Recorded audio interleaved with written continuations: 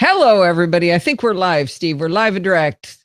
Happy 4th of July. Happy Independence Day. We are live. Happy 4th of July, Independence Day in the U.S. And, well, we should say Happy Canada Day because that was this week too, right? Yeah, it is, just to make sure people know, we don't think today is the 4th. We're just kind of getting ready for celebrations. No, we're showing the colors, Yeah, showing the colors. Oh, yeah, and California and Australia. Yeah.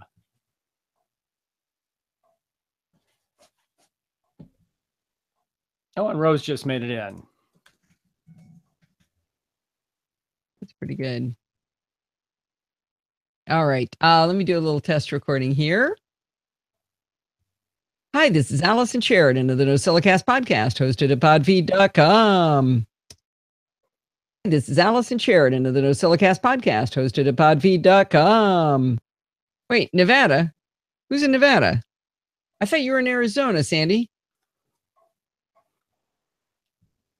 Did I get that wrong? Rosie Roo. Yeah.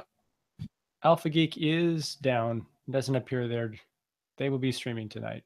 All right. Well, our apologies to Alpha Geek Radio. Partially down. It looks like the live stream is down. Huh. Is it worth telling it, Todd, or? I did. Okay. Yeah. All right. So all of you who are, Start Icecast. Sorry, Kevin. Okay. Now the Kevin channel is open. So, our apologies to all of you on Alpha Geek Radio who can't hear us right now. All right, we've got roll call. We got Kevin and Nick and Dan and Ian and Jin O'Choi. We got Dorothy, John, Rose, Richard, and Cindy. Sunday. All right, well, let's get started. Jim Carrey there. Oh, is that Jim Carrey? All righty then. Okay. All right, here we go. Muting. Hi, this is Allison Sheridan of the NosillaCast podcast, hosted at podfeet.com, a technology geek podcast with an ever so slight Apple bias. Today is Sunday, July 2nd, 2017, and this is show number 634. Well, I got to say happy 150th birthday to Canada this week. And of course, we're celebrating the independence of the United States as well. So happy 4th of July to everybody. No matter where you are, you have a 4th of July. So happy that to you guys too. Well, I had the best time on Chit Chat Across the Pond this week. My guest was Kelly Gaumont, contributing editor to the Mac Observer and also a volunteer at App Camp for Girls. That was founded by our good friend Jean McDonald. Kelly explains how the concept of a camp just for eighth. I am just stumbling over every word. Well, I don't know why, just stumbling,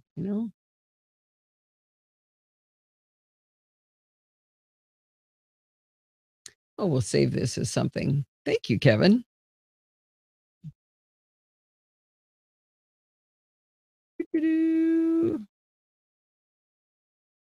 All right. NosillaCast audio. There we go. All right. Escape. Save. Well, I had the best time on Chit Chat Across the Pond this week. My guest was Kelly Gaumont, contributing editor to the Mac Observer and also a volunteer at App Camp for Girls. That was founded by our good friend, Jean McDonald. Kelly explains how the concept of a camp just for 8th to 9th grade girls to learn to code came about in the first place, how they got it launched, and how it actually works. To give you an idea of the kind of conversations we had, there will be a point where we discuss the relative merits of talking to ducks, garden gnomes, and turtles. There's also hula hoops and snacks. I hope you enjoy the conversation as much as I did. You can find the conversation in the Chit Chat Across the Pond or Chit Chat Across the Pond light feeds in your podcatcher of choice, or of course, at the link in the show notes.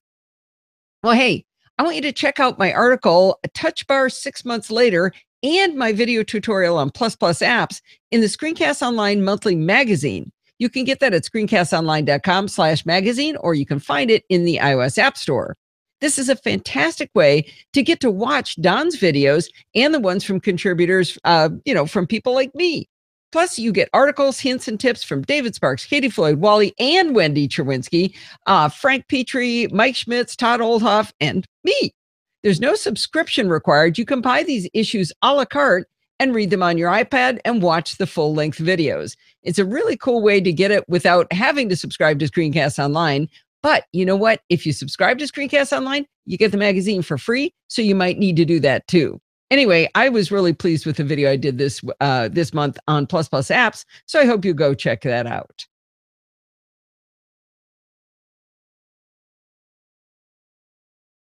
I pressed the wrong button. I really confused it. Ooh, Lamar Wilson? Yeah, Lamar's pretty cool. I actually asked him and he said he was too cool. So there you go. I don't know if he's too cool. He said he was too busy. So yeah, I liked him. I've met him at Tweet Up of Tom Merritt's. He might be less busy now. I like him. He's not got a lot of real depth to his content all the time. So I don't know what I would have him on about. Who are we talking about? I'm sorry. Lamar Wilson. Yeah. Kevin suggested him. Lucky to be here in Oklahoma. Oklahoma's finally here. He had a little problem with his dishwasher. Uh-oh. But it sounds like George may have won. Did he? Repair didn't take. Yeah, he is entertaining, Kevin. I'll give you that. He's entertaining. But like I said, a little light on the level of content sometimes. There's a lot of product reviews going on, I've noticed. Yeah, and they're also sponsored product reviews. All of them, I think, pretty much. Yeah, I think they are. So, yeah, he's okay.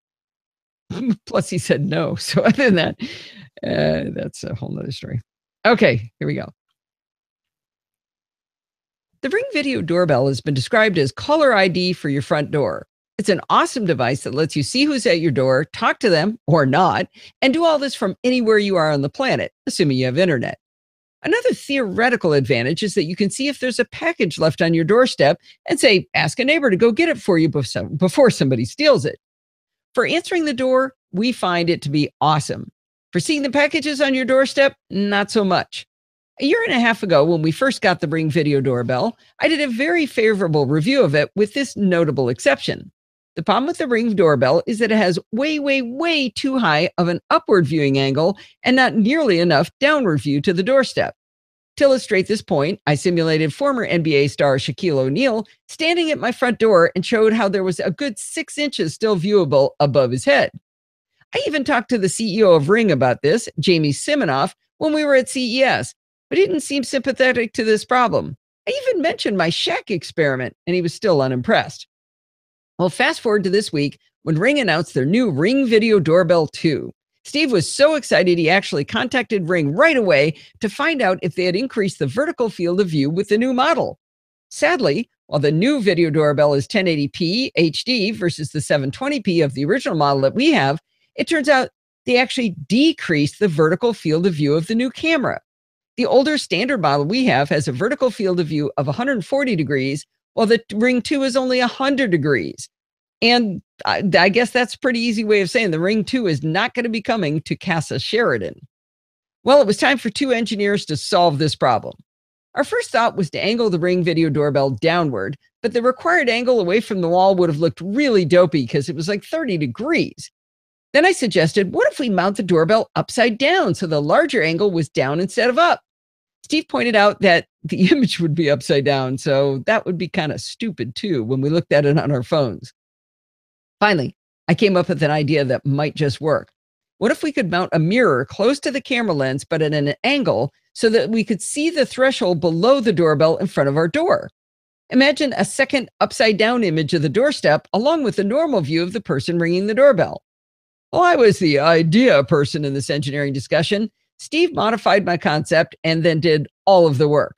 Let's walk through this as a do-it-yourself and how-to project, okay? I'd like you to know that, of course, everything I'm gonna mention, there will be an Amazon affiliate link going along with it if you want to do this yourself. Here's what you're gonna need. You're gonna need 1 pre-mounted Ring Video Doorbell, 1 2-inch diameter convex stick-on rear view blind spot mirror. These often come in 2 packs, and that's handy because you're going to have to cut it and you might break it. You're going to need 1 sawtooth picture hanger from 3M. We're going to harvest the plastic part to hold the mirror and use some of the 3M sticky stuff to mount it on top of the doorbell.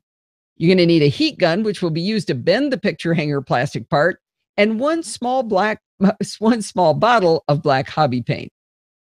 So the big picture is that you want to have the 3M plastic piece stuck to the top of the doorbell so that it's cantilevered out just long enough to leave room to stick the convex mirror to the underside. The mirror is going to have a side cut off so that it fits nicely against the doorbell. The mirror comes with its own stick-on material that's waterproof because it's made to go on a side view mirror. And the wall hanger comes with 3M sticky strips too, so you'll be able to connect the plastic cantilever to the top of the doorbell. But what is the heat gun for here? Well, Steve is a perfectionist and figured if he's going to go to all of this effort, maybe he could actually put a bend in that 3M plastic piece so that the convex mirror would be angled downward just enough to be able to see the entire threshold of our front door. Luckily, Steve had recently gotten him a soldering system that included a heat gun, and Steve had been itching to use it on something. Well, this required some estimation, so with his able assistant watching the camera in the Ring app on the iPhone, while he tested different options before committing to the changes, he was able to calculate the exact angle. He put the plastic piece in a vise, used the heat gun to make the plastic pliable, and gently bent it about 15 degrees down. When he held the pieces up to the doorbell in pre-assembly, it looked pretty makeshift. I kind of wondered out loud if it would look better if it were painted black just to match the top of the doorbell. Not if it were, Steve. Well, I swear I changed that to if it was. Why does that say if it were? Presumed to be true? Yeah. All right. I kind of wondered out. You should fix that. You want me to fix it? Yes. What was that? Oh, cat just knocked a bunch of junk over. What happened? Ah! Well, I just deleted the wrong piece of the recording. That's what I just did. All right. Pretty makeshift. Makeshift. Let's see.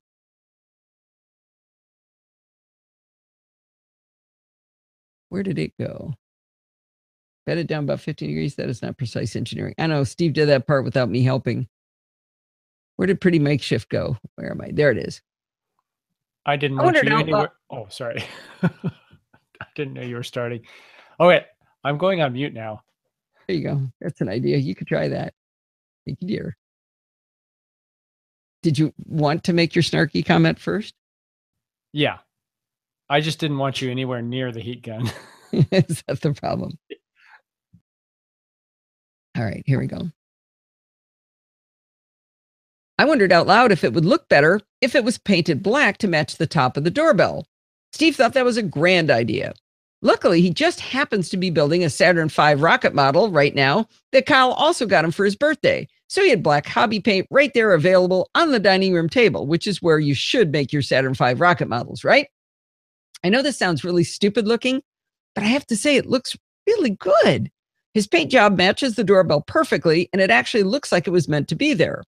Steve got some great pictures of how good the mirror mount looks. More importantly, we can now actually see the entire threshold in front of our door so no packages can hide.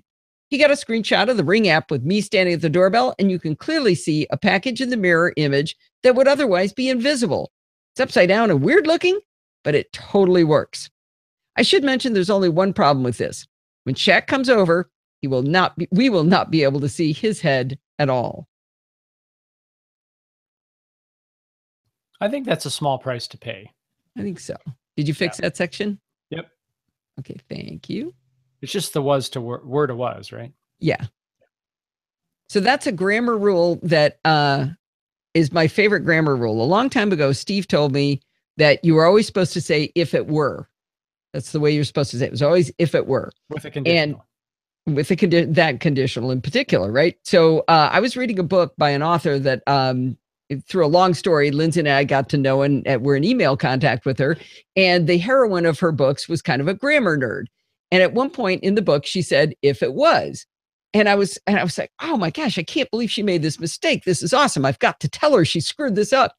But I decided, well, I probably shouldn't say, well, my husband says the rule in grammar is this. So I looked it up. And it turns out This is the greatest grammar rule of all time. It is the most obscure, bizarre grammar rule, and I just love it. Turns out, if what you're saying is presumed to be true, you say if it was. If it's presumed to be false, you say if it were. So I could say, if I were 20 years younger, I would date that young man. But I would say, if I was to go to that party, I would wear my black pants. See the difference? And so I wrote to her about this, and like that I was going to tell her she did it wrong. Then I looked it up, and then I found out it was this really cool grammar rule. And she goes, yeah, I know that. In fact, I had a mystery novel. I had a guy at the end who was going to say, if I was to have shot him, I would have used a 38 caliber. And that's the way the detective figured out he actually did it, because it was presumed to be true.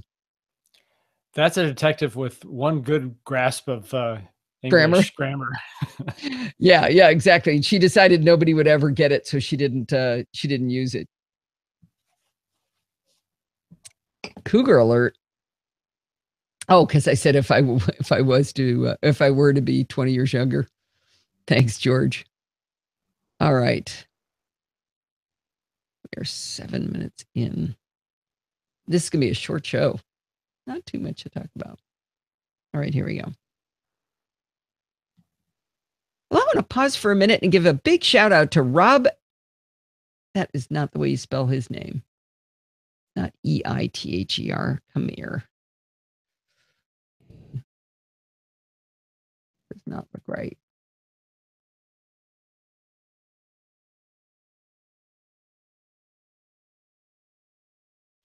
Sorry. Our newest Patreon. I think an autocorrect happened here. Where is his name? Come here. All right, search.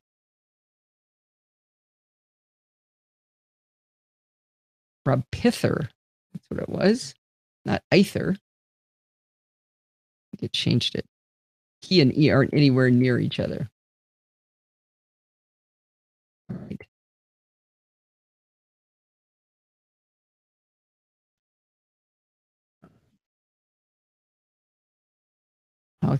Also could be the grammar grandma. Oh, I like it. I want to give a big shout out to Rob Pither for being our newest patron. You know, I can't believe it. It disappeared. I typed a P in there.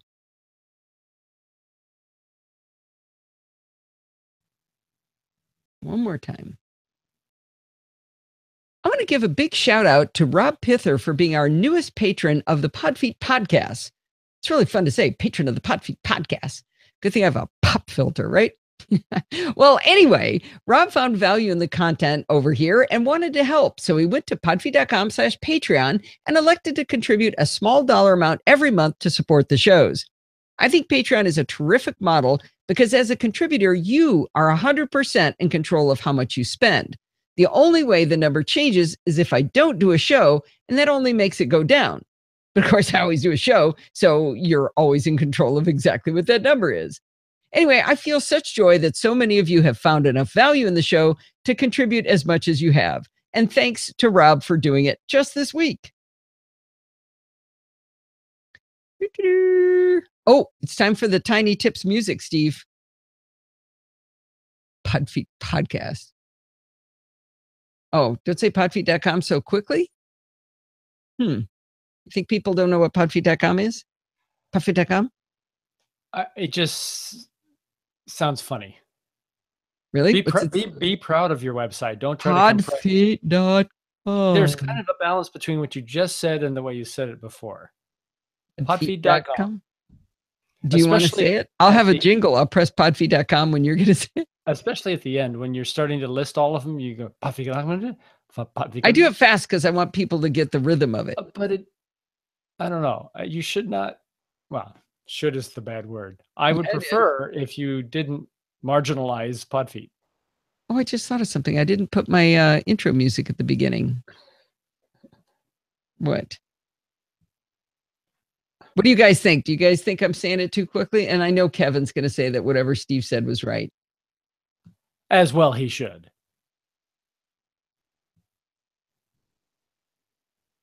Okay. I need to do this now before later. So much harder later. Come here. Here. Okay. All right. I really like doing the audio while I'm talking now because I've been nailing the exact time of the tone. Okay, Rose is with me. Kevin's with me. Sandy's with you. Hi, this is Allison Sheridan of the NosillaCast podcast, hosted at podfeet.com, a technology geek podcast with an ever so slight Apple bias. Today is Sunday, July 2nd, 2017, and this is show number 634. Not bad. Are we starting over? Yes. Okay. Number 634. Well, I got to say, a little loud. Say happy 105th. Today is Sunday, July. Okay. Thank you. And for Tiny Tips music. Oh, this is new. We have a jingle now. Jingle, jingle, jingle. I'm with Kevin, slower. Yeah, Dorothy, you're always kind of slow. Oh. Has personality when it's fast like that. See? 4 votes for slower? Yeah, I think 2 votes for faster. What did George vote? George hasn't. Well, sounds like popping popcorn. So I'm not sure if that's a pro or a faster or slower. You know, I'm going to do it really, really slowly at the end, right? Yeah, just to get podfeet.com/Amazon. I'm kind of just trying to get a thing at the end. I know. Kevin, my hero. Kevin, step-supportive Dorothy's protector. Okay, let's hear how this jingle sounds. We're doing it just this week. All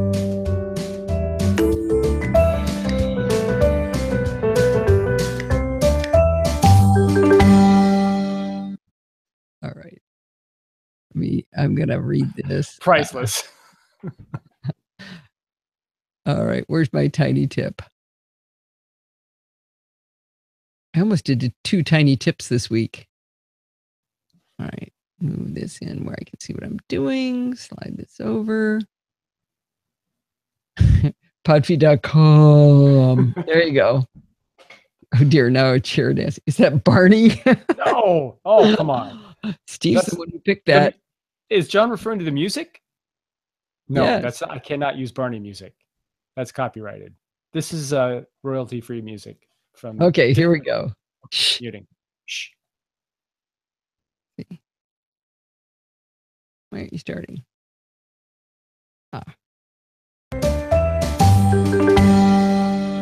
Well, how do you like our new tiny tip jingle? Steve picked that out. He figured if this is going to be a repeating segment, we might as well have a jingle. I kind of like it. I've been doing a little bit of chair dancing for the live show, I'm afraid. Well, anyway, it's going to be really hard to top the first tiny tip. So many people have told me that they love the strategy of creating a delete me folder. So don't set your expectations that high for every tiny tip. In the words of Billy Bob Thornton in Bad Santa, they can't all be winners. Well, anyway, when you want to, that again.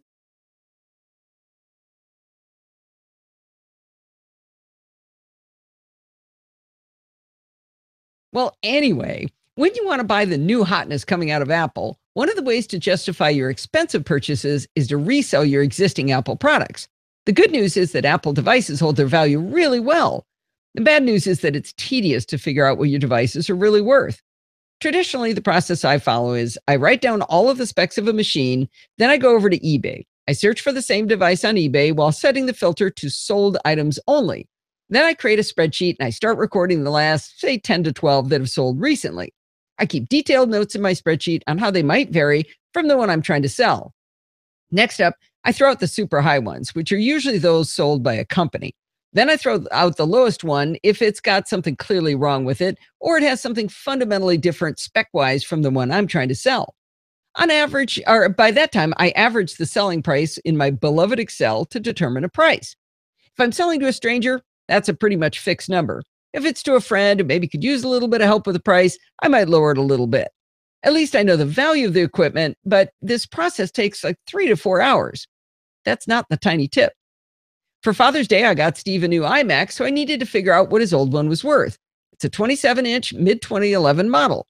I was too lazy to walk all the way down to his office and pull the specs directly, so I popped open the fantastic free app Mac Tracker, available in the Mac App Store and in the iOS App Store. Well, Mac Tracker's been around forever, so that's not the tiny tip either. but it's continued to get better and better over time. The developer now includes all desktops, laptops, iPhones, iPads, Apple TVs, AirPort routers, and more. You can find out everything about these devices up to and including hearing their original startup sounds. Super cool. Here's the tiny tip. I looked up Steve's iMac model in Mac Tracker and I noticed something new. The initial selling price has always been there, but below that it said current price with the US flag next to the price. Boom, you know the current selling price. But wait, there's more. I noticed that it was in blue, so I clicked it. I got a prompt asking if I wanted to open the link in a browser. I trust Mac Tracker, and it was awfully sweet of it to ask permission, so I allowed it. The price link in Mac Tracker took me to a site called Bidvoy at us.bidvoy.net. Now, here's the really cool part. Bidvoy shows you the price that they've been selling for, that device has been selling for over time. There's a pull down to choose from some standard time frames, say from the last 6 months to just 2 weeks, during the last 2 weeks, or you can set a custom range. The data points even have a trend line through them, which is swell. Below the graph, you get the average over the last 6 months, which is the number you see in Mac Tracker. You can see the weekly trend, how many auctions, and the price margin. Not sure what the price margin actually is, though. Below that, you can even see the best time to purchase based on this historical data and the best time to sell.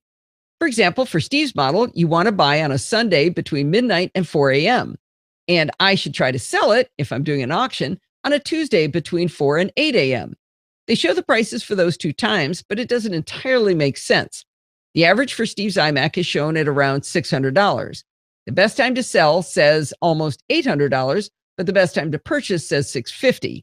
I would think that the average should be between the best time to sell and the best time to buy, wouldn't you? Anyway, still interesting. But Bitvoy isn't done yet. After the graphs, you can see a list of the same model currently selling on eBay. For each one, they show the current bid price or buy it now price, the time left on the auction, and a red, blue, or green badge telling you if it's underpriced, normal, or overpriced. If you see one that strikes your fancy as a buyer, you can click on it and go right into the sale on eBay. One caution on using Mac Tracker and Bidvoy. While this is easy, if the Mac you're buying or selling isn't the average model, the price you see here will not be representative. For example, in looking at the current auctions, I realized that this includes not just the i7 version I bought for Steve, but also the i5s that are less valuable. I cranked up the RAM and the disk when I bought it for him, so that should be taken into account too. So you might still have to fiddle with the numbers. Using Mac Tracker and its connection to Bidvoy is a great starting point and can get you most of the way there with a simple click of a button. There's two things I want to mention. First of all, the iOS version of Mac Tracker does not have this current price feature, so you'll need to view it on a Mac. The second thing is I've been told by people in other countries that you have to change your currency to US dollars in order to see this information. So I guess you'd have to change the price after the fact or something like that, but you won't see the price if your currency is set to another nation. Anyway, I just realized that the definition of a tiny tip is that it could be described in one sentence or two, but that doesn't mean I can't make a lengthy post about it anyway. All right. I've been noticing a weird typo happening really often that I'm in the middle of a sentence and it always starts with the word you is the next word. And somehow on my keyboard, I type a period and start a new sentence. I don't understand this. So this says, if the Mac, period, you're buying. I'll find this one because I have a little tidbit. Expander snippet? Yeah, no. Snippet, right? No. Somehow somebody missed it when they did the read on this. I don't think I reviewed this one, did I? It's fixed now. The electric was $14. Yeah, she has air conditioning in 105 temperatures, 105F, but she has solar panels. So Sandy's doing well. Nice. So Sandy, you've probably said this yourself, but our friend Suzanne, Suzanne Dean just built a house out in Zion, and she used the greatest phrase about that. She said, because I have solar panels, I cool my house with the sun. That was a great phrase. All right, where are we? That was that. That was that. Oh, now it's time for Steve. Kyle and his girlfriend Nikki just bought a house, and they got solar panels on this house that are already paid off. Yeah. Like crazy. Really? I want solar panels, but Steve won't let me have them. Well, I have some problems. Tell him how cool they are. They're cool. I agree. It's just for our house, it's not good. Kevin's standing and applauding. Don't hurt your leg, Kevin. All right, I may have to start this one a couple times. Let's see. But that doesn't mean I can't make a lengthy post about it anyway. I can't make a lengthy post about it anyway. Steve Sheridan here. About it anyway. Steve Sheridan here, the man behind the pod feet. I've been a die-hard mouse user ever since I started using a Mac in 1984. I've upgraded over the years, even using one of those fancy ergonomic mice from Logitech, the Performance Mouse MX, with lots of buttons and features, but to be honest, I pretty much just scroll and click with it. Whenever I'd sit down at Allison's desk and try to use her magic trackpad, I found myself frustrated. I often said disparaging things about her trackpad, usually starting with the words, "I hate." When Allison would come to my desk, she would always complain about my mouse, even if it was me using it at the time. She claimed that it physically hurt her to watch me scroll and scroll to go down a web page.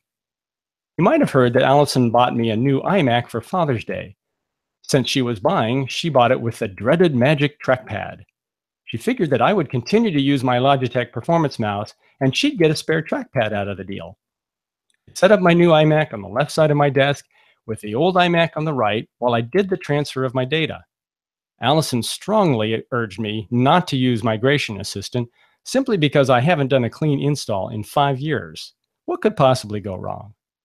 Keeping both systems up at once meant that I was forced to use the new trackpad on the new Mac until I decommissioned the old one. Allison gave me a challenge. She suggested I just try using the new trackpad for 2 weeks. She kind of begged me to give it a good run, and I felt kindly towards her because she had just bought me the new machine, so in a weak moment, I agreed. At first, I really truly hated it. But then I looked at some of the more advanced gestures possible with the Magic Trackpad. Almost immediately, I became comfortable with a 2-fingered tap to bring up contextual menus. No more looking down to find the control key and click. It was oddly transformative. Then Allison told me about the super secret hidden feature of 3-fingered drag to move windows around or to select text. Link in the show notes to a tutorial she wrote showing where it's buried. I also started to really like being able to flip quickly up and down with 2 fingers to scroll pages and to show my desktop by spreading my thumb and 3 fingers. I'm curious why the trackpad to the right of a keyboard is so much more usable than the trackpad on my MacBook Pro, and why I never bothered to learn these gestures on the laptop. But now my delight with the Magic Trackpad has transitioned to the trackpad on my MacBook Pro as well. It's also interesting to me that while memorizing keystrokes is not something natural for me, memorizing these finger gestures is completely second nature after only a couple weeks. I'm forced at this point to admit that I like using the Magic Trackpad from Apple way more than the mice I've used in the past. Allison is going to be disappointed because she's not getting a spare trackpad out of the deal. And as her husband, it pains me to say this, but Allison was right. Wait a minute. We might need to play that a couple more times. I can't hear you, Steve. I think it's fine just as it is. Do you think? No, you don't need to replay anything. You'd be wrong. Of course I would. Okay. Wait a minute. I'm not sure I heard that properly. What was that again? All right. But Allison was right. Let's see. But Allison was right. Wait a minute. I'm not sure I heard that properly. What was that again? But Allison was right. How many times should I play it? I think you get the point across there. Let's see. This. Me to say this, but Allison was right. Wait a minute. I'm not sure I heard that properly. What was that again? But Allison was right. I want to put it like 5 times. And the worst part is I'm playing the YouTube video, which is delayed like 10 seconds. Or so you're hearing it. I'm hearing it multiple times. 100 more should do it. Okay, let's see. I got to find out. What did I plan to say? I need that one, and I'm going to go to this one. No, not that one. Come on. This one.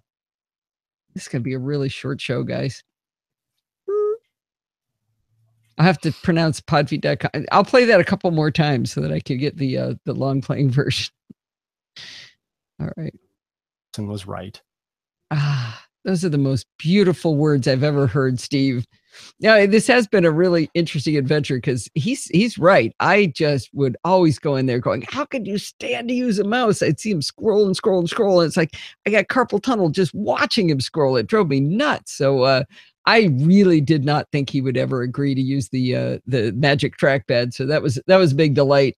He often comes into my office because he helps edit and do quality control on the videos I make for Don. And that requires using my machine. And he would whine and complain about that trackpad. And now he loves it. Wait, do we want to play that one more time? I'm going to do it again. No, I think we're good. Oh. That one more time? But Allison was right. Okay. Wow. That's good. Well, when last we left our heroine, she was patiently, or not that patiently, waiting for her fourth 12.9-inch iPad Pro to be delivered. If you haven't been following along closely with our home game, a problematic smart keyboard turned into 3 replacement keyboards and 3 replacement iPads. I'm pretty sure nothing was wrong with the original iPad, but things went downhill from there. Anyway, after that big mess, Apple gave me my money back on my original iPad a year and 7 months into AppleCare so that I would be able to buy the new version of the 12.9-inch iPad Pro. Now, Apple likes to surprise and delight, and they did that when the iPad was delivered to the Apple store near my house an entire week early. I thought I wasn't going to get it until the 5th, and I got it last week. Anyway, I was super excited for 2 reasons. One was to see how much more awesome the new iPad was like. This is the one they just announced at WWDC. But the other reason I was excited was maybe even more interesting. To understand my perspective, let's go back just a little bit. I bought my original 12.9-inch iPad Pro right when they came out in November of 2015. When the 9.7-inch model came out the following March, Steve decided that I needed that size too. So he got it for me for my birthday. That was an extravagant gesture to be sure, but I didn't protest being spoiled. I mean, who am I going to argue, right? Well, the 9.7-inch iPad is better for carrying around outside the house. It's actually my gym TV, but the 12.9-inch was my favorite device inside the house. Having both, it was kind of hard to tell which one I preferred. Now, let's get back to today. During the 2 weeks I didn't have the 12.9-inch iPad Pro, I realized that I really don't like the 9.7-inch format nearly as well. Well, technically, it can do everything the big one can do. It just doesn't feel right to me. When I first put it out as a TV to watch podcasts, Steve said, "Wait, is that an iPad mini?" Anyway, the most obvious difference in our daily lives is watching video podcasts. Steve and I like to watch the Daily Tech News Show every morning while we brush our teeth and get ready to go to the gym or to the beach. We watch other shows like Cord Killers and New Screensavers and Tech News Today and iOS Today as we have our lunch and get ready for bed. Since this device is my TV, screen size really matters. It's easy to think that the 12.9-inch is only a third bigger than the 9.7-inch, right? It's only like, 3.5 inches or 3.2 inches more. But that dimension is measured on the diagonal. If you look at the actual screen real estate, the 12.9-inch iPad Pro is actually 78% more screen real estate than the 9.7-inch. That's a huge difference. The Magic Keyboard and the on-screen keyboard for the 9.7-inch are really, really teeny and cramped. It's really hard to type. It's a whole new experience in typos when you're using the 9.7-inch iPad Pro. I also noticed that when I was using the 9.7-inch and it was time to, say, relax on the couch in the evening to watch TV, I started to bring my MacBook Pro downstairs with me along with the iPad. I would usually start my TV time with the iPad, but eventually I would discard it in favor of the MacBook Pro. The same thing happened with sipping my coffee in bed in the mornings. The 9.7-inch iPad would be used for the cursory check of social media, but as soon as I wanted to provide any kind of contribution, I would turn to the Mac. When I had the 12.9-inch, I had always used the iPad as my morning coffee computer. When I got the 12.9-inch computer, sorry, 12.9-inch iPad back, I started noticing that my Mac was more often left on my desk and the iPad was what I reached for. I've mentioned quite a few times that I'm a huge fan of the third-party keyboard MyScript stylus. This keyboard allows you to write with your finger or a stylus, but seriously, the Apple Pencil is the best way to do it, and it converts your scribbly handwriting into typed text as you write. It's positively magical to use. I hardly used MyScript. Starting to stutter for some reason. I hardly use. Why am I doing that? And there's a typo in that one. There's a the. Oh, that's funny. Right as I'm recording this, Marianne in New Zealand is liking my Twitter post about that, about this very topic. Oh man, this is going to be a 20-minute show, you guys. It's positively magical to use. It's 5 articles, but they were all short. Positively magical to use. There we go. However, I hardly used MyScript stylus on the small iPad at all. And yet it was immediately what I started to use again when the big iPad came back. I realized that the form factor of the giant iPad is dramatically better for me as a lean back device than the smaller iPad or even the MacBook Pro. The smaller iPad feels too cramped to do any significant work. And when I used the MacBook Pro in my lap, it was always sliding down towards me, which was really annoying. One of the reasons the iPad Pro works better is, don't make up words. You're going to talk about it. You're rushing it. Trying to slow down so it lasts longer. It was really annoying.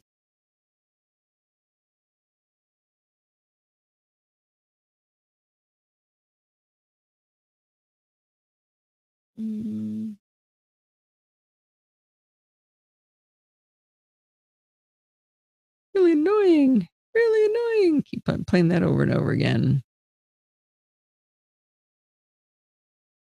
The big.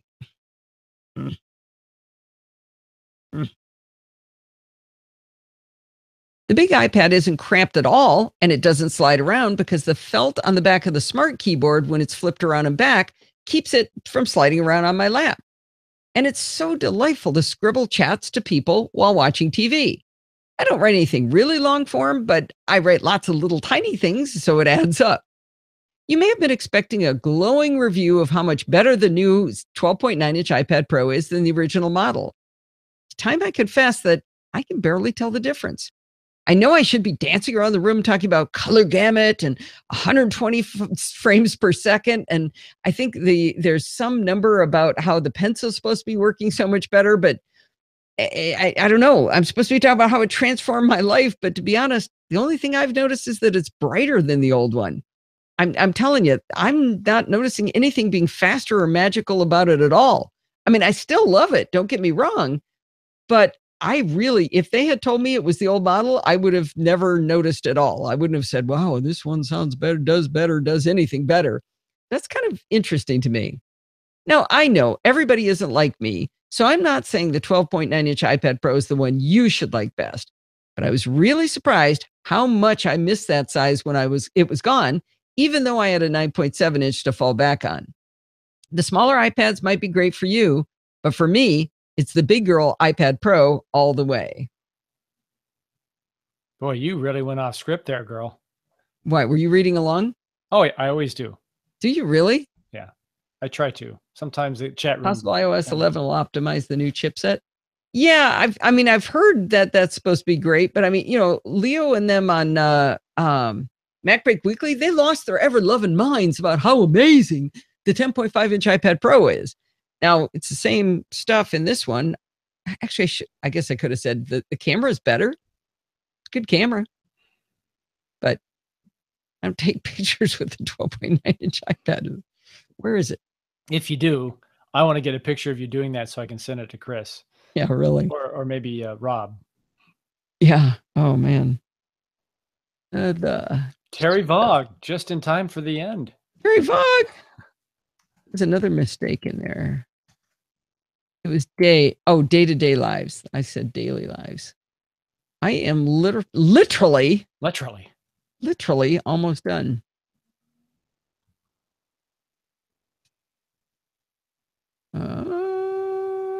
Ding, ding, ding, ding. Other people could turn in tiny tips too. Maybe I should encourage that. What do you think?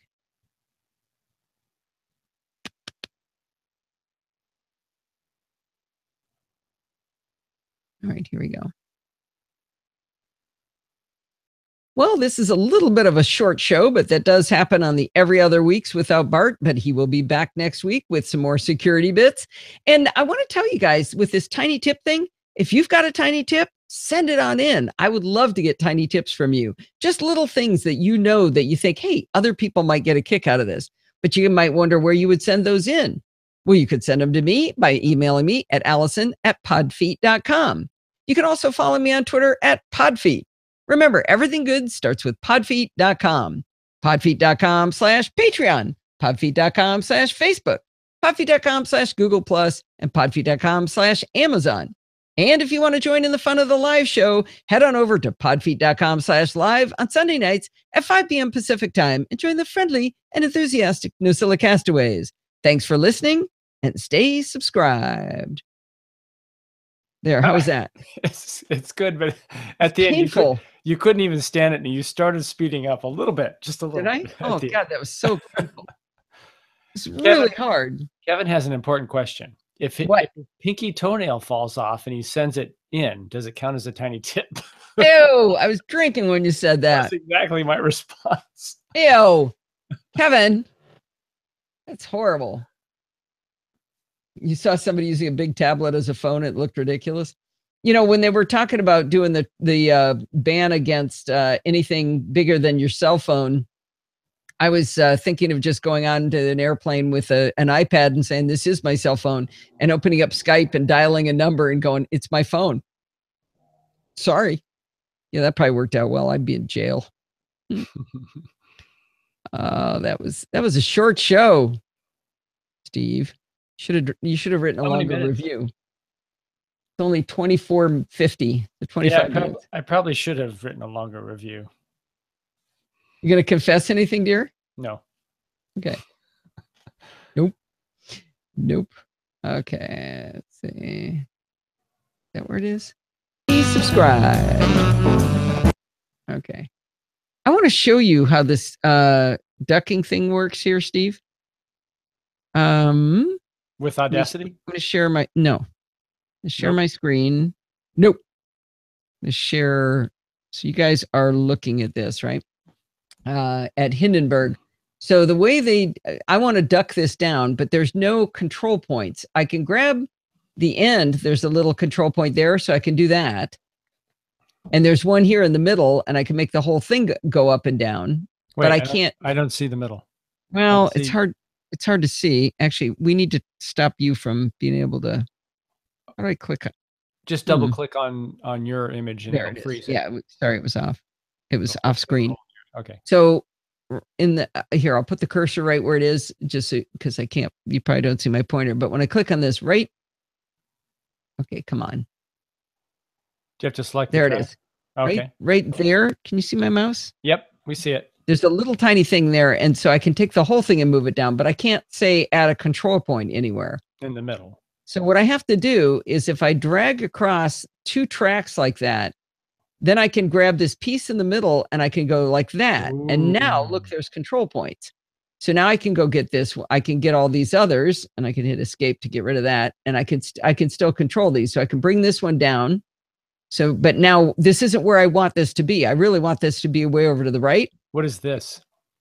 Sorry, this that I'm moving now. I want that to be way down here. But the problem is you can't do that ducking thing and select, like I can't go out here and duck.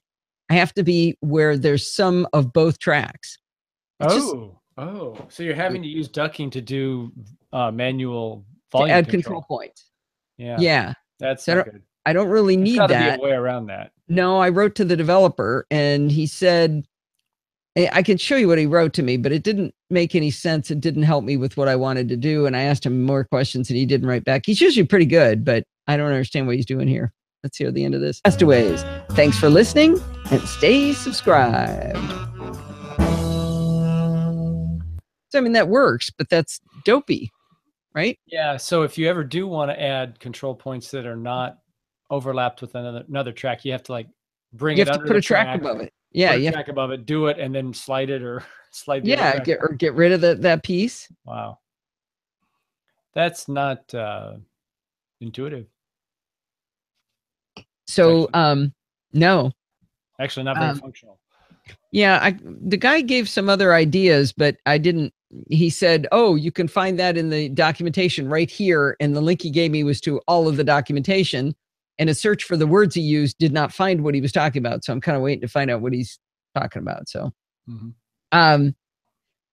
so George just said to Richard, older people may find older eyes can actually see the giant viewfinder of using the iPad.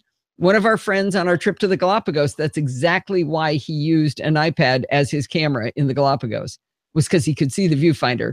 Now, like Sandy, I choose to wear glasses instead of carrying a giant camera around, but he was perfectly happy. He had a blast. Well, actually, do you remember what size that was? Was that the 9.7 or the? Yeah, it was a 9.7. So in addition, and it worked. And in addition, he had that robust waterproof frame. Yeah. So he was taking it out in the ocean. He wasn't taking it underwater, but he had no trouble getting it wet. And I think he was gonna take it underwater, and we talked him out of it. Yeah, that just didn't quite look robust enough for underwater use. I can do. Let me show him the picture of our favorite picture of Mark. Let's see. Go. Where is it?